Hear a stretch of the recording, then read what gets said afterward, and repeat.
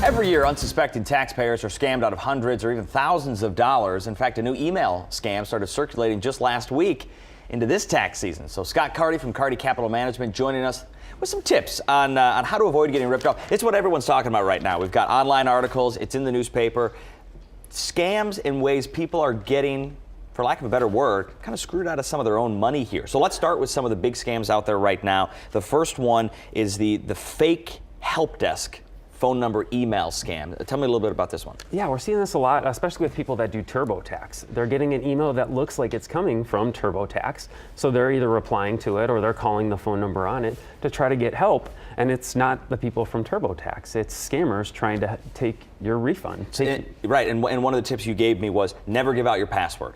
Right. Yeah. Really, you should never respond to unsolicited requests. So if you didn't contact TurboTax, then I wouldn't respond to this email from them. They're not going to reach out to you that way. That's a very good tip. The second one is what's being called the payroll scam or the W-2 scam. Yeah, this is really our newest scam that we're seeing. And here's what happens. The scammers are pretending to be high-level corporate employees, and they call up your payroll or HR department, and they attempt to get W-2, Social Security numbers, home address, things like that, and then they use it to file a tax return for you. And really, that's kind of our third scam that we're seeing is scammers are trying to file your tax return to take your refund. Yeah, this one kind of blew my mind here. So these scammers will get your information and then they'll fill out your taxes quickly and collect that money. How can you avoid being a victim of that?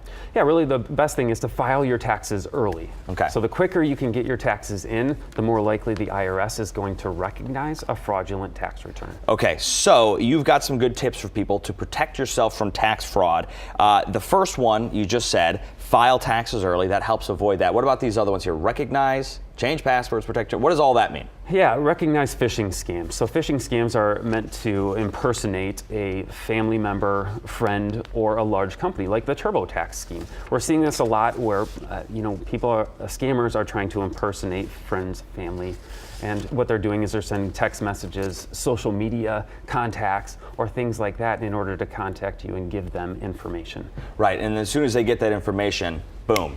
Right. You're the victim. Exactly. Okay, so that leads us to kind of our final wrap-up question. What can people do if they feel like they've been a victim of a tax scam? Well, contact the IRS and document everything, and keep all of your notes until the process is resolved. If you think you've been a victim of identity theft, you can contact the Federal Trade Commission. And how do you do that? Is there a phone number? Is it an email address? What's the best way? You can go right on their website, and they have all of that information on there. Okay, and if I was a victim of a scam here, I know I'd feel more comfortable talking directly to a person. There is a phone number to call, and we can put that information on our website at fox2detroit.com as well. All right. Or you can go to my website, and I'll have that information on there at cartycapital.com. There you go. Okay. Yeah, nobody wants to be taken during this time of the year. I mean, taxes are stressful enough. You throw in a scam here and someone trying to steal your money there. That's not good stuff. So be careful. Never give out any personal information. Protect your passwords. It's all good stuff. Scott, thank you so much for joining us. Thanks for having me on.